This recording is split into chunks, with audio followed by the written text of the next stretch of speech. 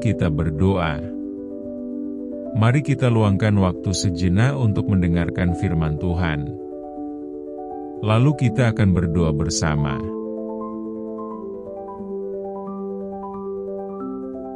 Apa yang terlintas di pikiranmu saat mendengar kata pengorbanan? Mungkin kamu membayangkan harus melepaskan sesuatu yang kamu cintai, atau melakukan sesuatu yang sulit dan tidak nyaman demi orang lain. Di dunia kita saat ini, pengorbanan sering diartikan sebagai memberikan waktu, tenaga, uang, atau kenyamanan untuk menolong sesama.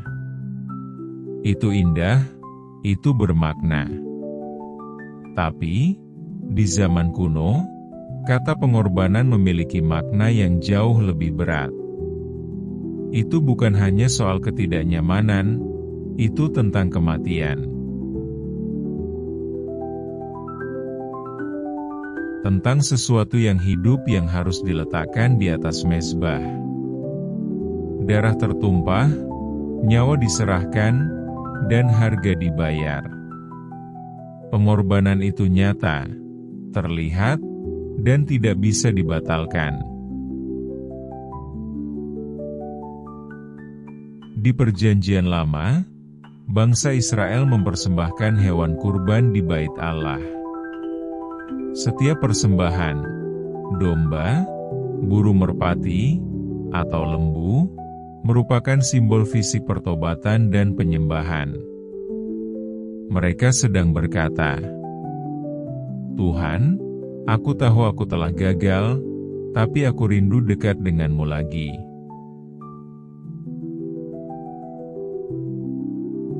Lalu, dalam salah satu kisah paling mengharukan dalam Alkitab, Tuhan meminta sesuatu yang tampaknya tak masuk akal. Dalam Kejadian 22, Tuhan memanggil Abraham dan mengujinya dengan permintaan tertinggi. Bukan hewan, bukan harta, tetapi anaknya yang sangat dikasihi. Alkitab mencatat, sesudah semuanya itu Allah mencoba Abraham. Ia berfirman kepadanya, "Abraham." Lalu sahutnya, "Ya Tuhan." Firman-Nya, "Ambillah anakmu yang tunggal itu, yang engkau kasihi, yakni Ishak.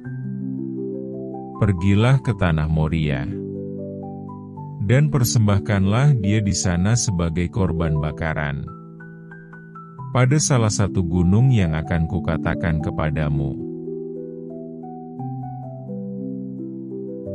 Bayangkan keheningan yang terjadi setelah firman itu. Ishak bukan hanya anak Abraham. Dia adalah anak janji, mukjizat yang telah dinanti bertahun-tahun. Dan sekarang Tuhan meminta agar janji itu diletakkan di atas mezbah. Abraham bisa saja berdebat, menangis, atau berkata, "Tuhan, ini tak masuk akal." Tapi dia tidak melakukannya. Ia bangun pagi-pagi dan taat, bukan karena ia mengerti, tapi karena ia percaya. Ia yakin bahwa sekalipun Ishak mati, Tuhan sanggup membangkitkannya kembali. Dan tepat saat ia hendak mengangkat pisau, malaikat Tuhan berseru, "Jangan bunuh anak itu dan jangan kau apa-apakan dia. Sebab aku tahu sekarang bahwa engkau takut akan Allah. Dan engkau tidak segan-segan untuk menyerahkan anakmu yang tunggal kepadaku." Tuhan tidak pernah berniat untuk mengambil nyawa Ishak. Ini bukan tentang mengambil, tapi tentang menguji. Tuhan ingin melihat apa yang paling Abraham hargai. Dan Abraham menunjukkan bahwa bahkan hadiah terbesarnya pun tidak lebih penting daripada kasihnya kepada Tuhan. Sekarang, tanyakan pada dirimu sendiri. Jika Tuhan meminta kamu melepaskan sesuatu yang sangat kamu cintai, akankah kamu percaya padanya? Adakah sesuatu hari ini yang kamu genggam begitu erat, hingga itu menggantikan ketaatanmu kepada Tuhan? Hari ini, kita tidak lagi mempersembahkan domba atau korban bakaran. Yesus telah menjadi korban terakhir, satu kali untuk selamanya.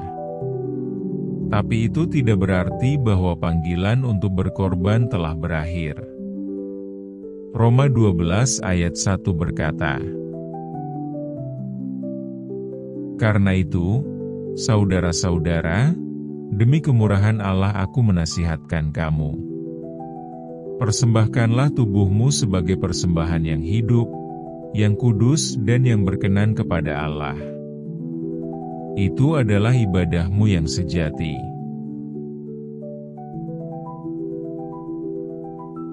Kita sekarang adalah korbannya, bukan yang mati, tetapi yang hidup.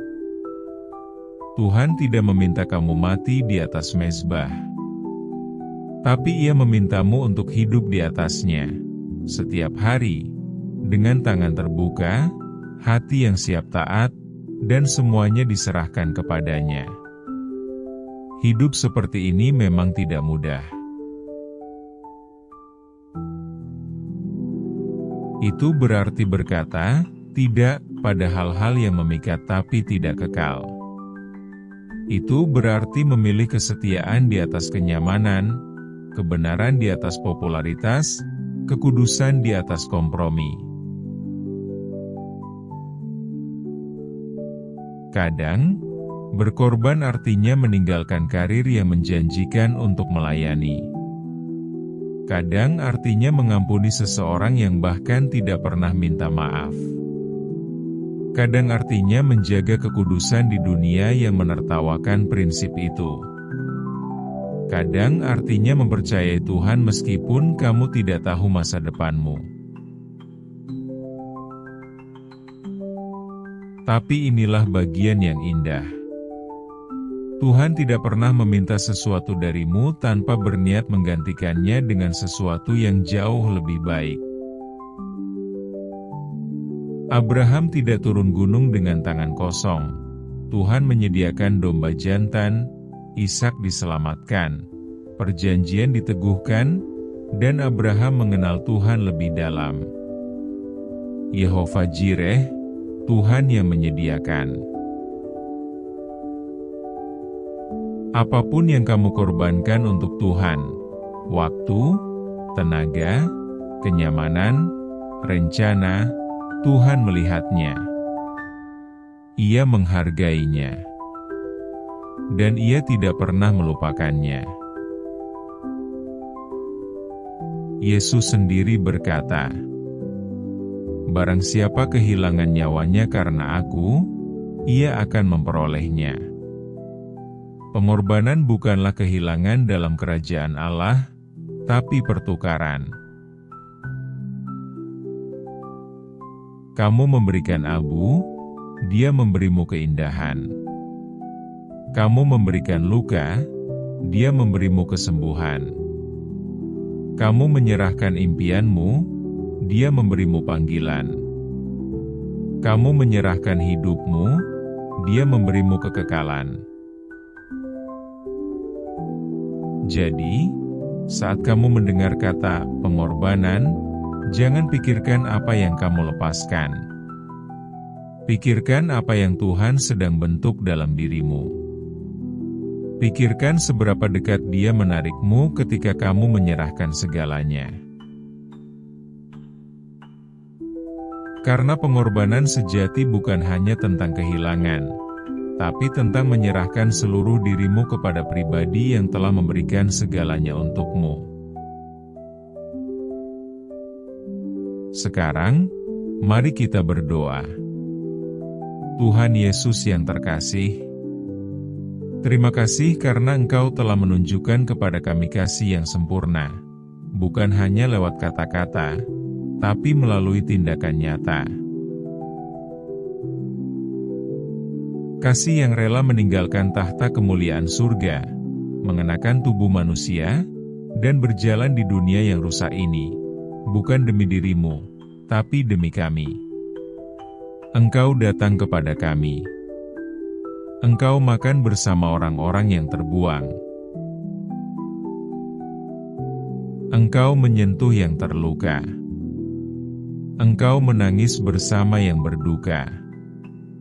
Engkau disalahpahami, dituduh palsu, dan akhirnya disalibkan oleh mereka yang Engkau datang untuk selamatkan. Engkau tidak hanya menanggung rasa sakit, tapi juga seluruh dosa, rasa malu, dan beban kami. Engkau menyerahkan hidupmu bukan karena terpaksa, tetapi karena kasih. Kasih-Mu yang menahanmu tetap di kayu salib. Engkau melihat nama kami, luka kami, dan rantai-rantai yang tak bisa kami lepaskan sendiri, dan Engkau berkata, "Aku akan pergi." Tuhan, malam ini aku ingin beristirahat dengan hati yang berserah. Saat rasa takut mencoba membuatku ragu untuk taat, saat aku tergoda untuk menggenggam erat apa yang sebenarnya ingin Kau ambil alih, ingatkan aku akan salib-Mu. Ingatkan aku bahwa Engkau tidak menahan apapun demi aku, bukan kenyamanan, bukan kehormatan, bahkan nyawa-Mu sendiri. Engkau telah memberikan segalanya. Berikan aku hati seperti hati-Mu, Yesus. Hati yang berkata, "Ya Tuhan," bahkan ketika jalannya tak pasti. Hati yang lebih mencintai-Mu daripada mencintai kenyamanan, keamanan, atau pengakuan. Malam ini aku menyerahkan semua ke dalam tangan-Mu. Mimpi-mimpi yang telah lama aku kejar, dan mimpi-mimpi yang masih tumbuh. Rencanaku, keinginanku, ketakutanku, semua aku letakkan di kaki-Mu. Karena aku percaya, Engkau menggenggam semuanya dengan kasih dan kuasa. Biarlah hidupku menjadi persembahan yang hidup, bukan hanya di hari Minggu, bukan hanya di depan orang banyak, tapi juga di tempat tersembunyi, dalam pilihan-pilihan kecil, dalam ketaatan yang diam-diam, dalam hal-hal yang hanya Engkau yang lihat. Tuhan, bahkan saat pengorbanan itu terasa berat, tolong aku melakukannya dengan sukacita. Seperti Maria yang memecahkan buli-buli dan mencurahkan semua di kaki-Mu, bukan karena menghitung harga, tapi karena tahu siapa yang ia sembah. Tuhan Yesus, Engkau telah memberikan segalanya. Hidup-Mu, kasih-Mu, Roh Kudus-Mu. Engkau adalah gembala yang menuntunku ke air yang tenang. Penjaga jiwaku. Pemberi damai yang menenangkan badai dan mengisi relung hati yang gelisah. Malam ini, aku memuji-Mu, aku menyembah-Mu, dan aku serahkan segalanya sekali lagi. Dalam nama-Mu yang kudus dan penuh kuasa, aku berdoa. Amin. Jika doa ini menyentuh hatimu, ketiklah "Amin" sebagai tanda iman-Mu. Aku berdoa agar setiap berkat dalam doa ini menjadi nyata dalam hidup-Mu, dalam nama Yesus. Dan jika kamu butuh doa khusus, silakan tulis di komentar. Kami akan sangat senang mendoakanmu.